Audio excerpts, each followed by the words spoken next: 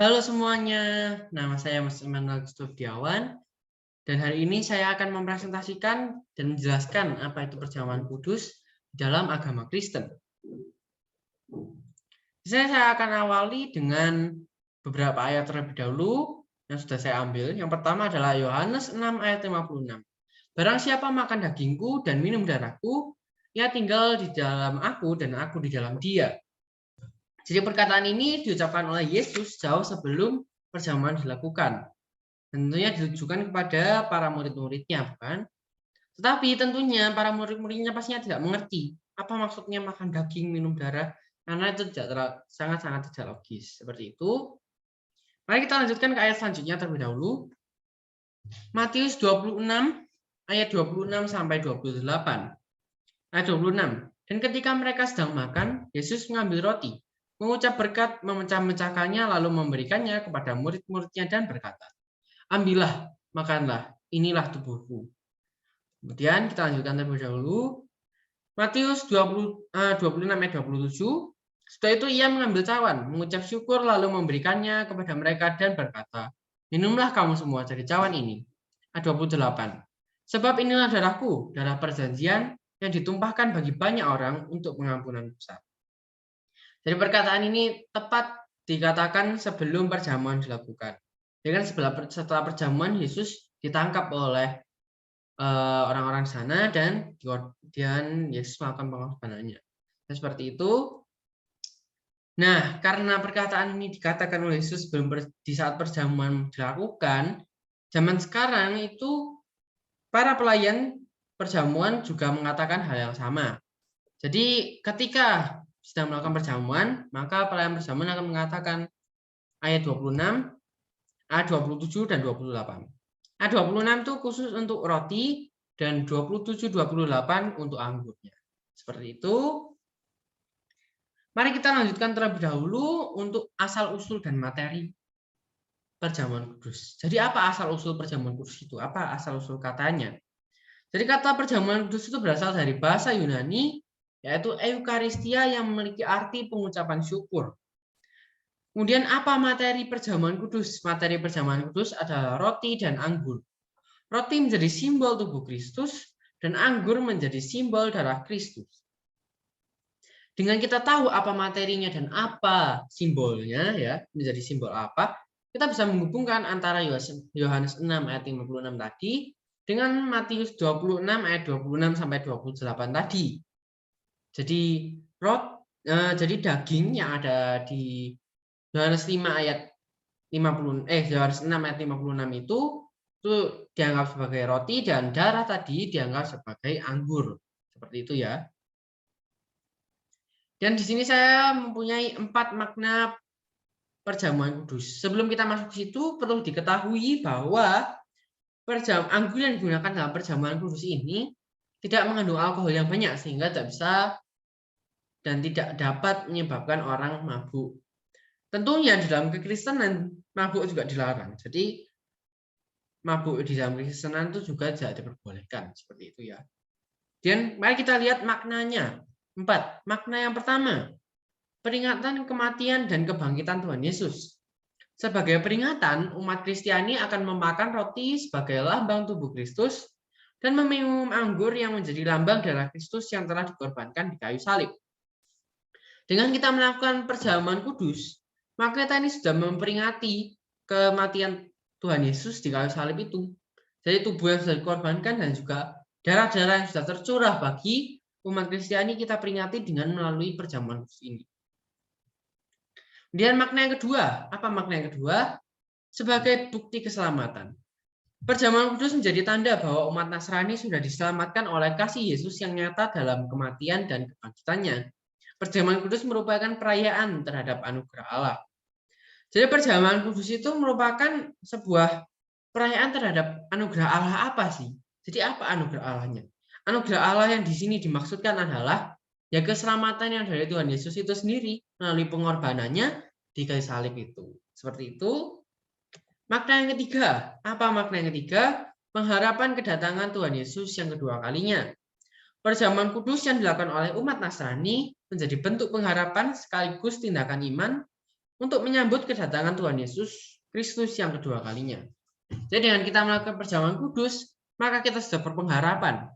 Kita sudah berharap dan mengimani bahwa Tuhan Yesus akan datang yang kedua kalinya, walaupun kita tidak tahu kapan datangnya. Kita juga bisa bersiap-siap untuk menyambut kedatangan Tuhan Yesus Kristus yang kedua kali. Seperti itu.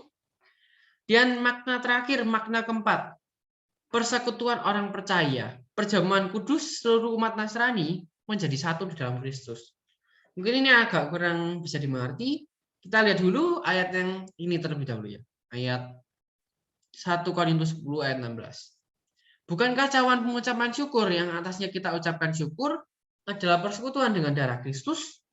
Bukankah roti yang kita pecah-pecahkan dengan persekutuan yang kita pecah-pecahkan adalah persekutuan dengan tubuh Kristus? Nah, jadi ini biasanya pelayan gereja mengatakan 1 Korintus 10 ayat 16 ini setelah Matius 26 ayat 26 ayat 28. Karena tadi yang tentang roti di ayat 26, nah jadi ayat 26 kemudian disambungkan dengan ini. Bukankah roti yang kita pecah-pecahkan adalah persekutuan dengan tubuh Kristus? Kemudian biasanya dikatakan yang percaya, makanlah. Marilah kita makan. Nah, seperti itu ya. Jadi yang percaya saja yang akan memakan roti ini yang sebagai lambang tubuh Kristus itu.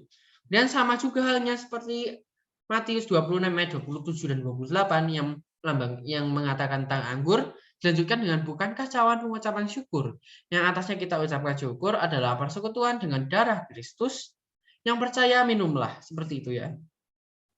Jadi sini kita bisa tahu bahwa yang melakukan perjamuan kudus dan mengonsumsinya itu adalah orang-orang yang percaya kepada Tuhan Yesus saja. Maka dengan kita percaya kepada Tuhan Yesus, maka kita dianggap menjadi satu dalam Kristus. Seperti itu. Nah, perlu kita ketahui bahwa ada hal yang unik dari 1 Korintus 10 ayat 16 ini. Jadi 1 Korintus ini, jadi kitab Korintus ini ditulis oleh Paulus. Paulus ini adalah seorang yang tidak pernah bertemu secara langsung dengan Tuhan Yesus. Jadi bagaimana caranya dia bertemu? Jadi Paulus ini bertemu dalam sebuah penglihatan.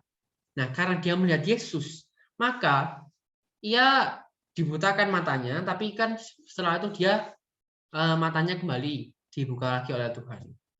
Nah, dari situ dia bertobat dari yang sebelumnya sangat-sangat membenci Kristen, kemudian menjadi orang yang sangat-sangat sangat-sangat mencintai Tuhan Yesus.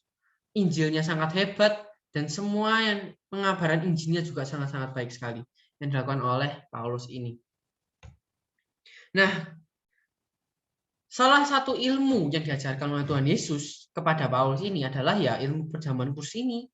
Makanya dia akan mau membagikannya kepada jemaat-jemaat yang ada di Korintus. Makanya nama kitabnya Korintus karena diberikan kepada jemaat-jemaat di Korintus. Seperti itu ya. Setelah kita mengetahui maknanya, kita bisa mengetahui syaratnya juga. Apa syarat perjamuan kudus itu? Satu-satunya syarat yang paling penting adalah percaya kepada Tuhan Yesus dengan sungguh-sungguh. Ada orang yang berkata bahwa kalau mau ikut perjamuan kudus itu harus dibaptis pokoknya. Nah, sebenarnya menurut saya itu salah karena di sini tidak dikatakan secara langsung bahwa kita itu harus dibaptis untuk mengikuti perjamuan kudus. Tetapi di sini jika kita membaca dengan baik-baik, percaya kepada Tuhan Yesus dengan sungguh-sungguh. Nah, apa maksudnya dengan sungguh-sungguh? Cerminannya apa? Jika kita sungguh-sungguh mempercayai Tuhan Yesus, maka ya kita harus dibaptis. Jadi jika kita dibaptis, maka artinya kita sudah percaya kepada Tuhan Yesus dengan sungguh-sungguh. Nah, seperti itu. Kemudian di sini saya menambahkan beberapa ayat lagi. 1 Korintus 11 ayat 27 sampai 31. Jadi barang siapa, ayat 27, jadi barang siapa dengan cara yang tidak layak makan roti atau minum cawan Tuhan, ia berdosa terhadap tubuh dan darah Tuhan. Ayat 28, karena itu hendaklah tiap-tiap orang menguji dirinya sendiri, dan baru sudah itu ia makan roti dan minum dari cawan itu. Ayat 29, karena barang siapa makan dan minum tanpa mengakui tubuh Tuhan, ia mendatangkan hukuman atas dirinya. Ayat 30, sebab itu banyak di antara kamu yang lemah dan sakit, dan tidak sedikit yang meninggal. Ayat 31, kalau kita memuji diri kita sendiri, hukuman tidak menimpa kita. Jadi sebenarnya saat kita memakai perjamuan ini, kita sedang menguji diri kita sendiri. Apakah kita percaya kepada Tuhan Yesus atau tidak? Maka kita percaya dengan sungguh-sungguh atau tidak. Jika sembarangan memakan perjamuan ini, maka akan ada akibatnya seperti yang dikatakan oleh ayat-ayat ini. Kemudian jika kita menyepelekan perjamuan kudus ini, maka akan ada hukuman seperti yang dikatakan pada Yesaya 35 ayat 3 sampai 5. Saya akan bacakan Yesaya 53 ayat 3 sampai 5. Ayat 3. Ia dihina dan dihindari orang. Seorang yang penuh kesengsaraan dan yang biasa menderita kesakitan. Ia sangat dihina sehingga orang menutup mukanya terhadap dia dan bagi kita pun dia tidak masuk hitungan. Sangat jam sekali bukan? Dan ayat yang keempat, tapi sungguhnya penyakit kita lah yang tanggungnya dan kesengsaraan kita yang dipikulnya. Padahal kita mengira dia kena tulah, dipukul dan ditindas Allah. Ayat 5, tetapi dia tertikam oleh karena pemberontakan kita. Dia diremukkan oleh karena kejahatan kita. Ganjaran yang mendatangkan keselamatan bagi kita ditimpakan kepadanya dan oleh bilur-bilurnya kita menjadi sembuh. Dari sini kita bisa tahu bahwa akibatnya jika kita menyepelekan perjamuan kudus itu sangat-sangat buruk sekali seperti yang dikatakan pada ayat yang ketiga ini. Jadi seperti itu. Apa itu perjamuan kudus, maknanya apa, asal-usulnya apa, materinya apa, syaratnya apa, dan apa akibatnya jika kita menyepelekan perjamuan kudus itu. Di sini saya melampirkan sumber-sumber yang saya gunakan untuk membuat presentasi ini. Yang pertama dari web yang ini, yang pertama. Kemudian Canva ini saya gunakan sebagai bahan presentasi dan juga untuk foto-fotonya. Dan yang terakhir, YouTube ini saya gunakan sebagai materi juga, bahan materi. Nah, jadi sekian presentasi saya dan juga penjelasan saya tentang perjamuan kudus di dalam agama Kristen. Semoga mudah dimengerti dan sampai jumpa di lain kesempatan. Terima kasih semuanya.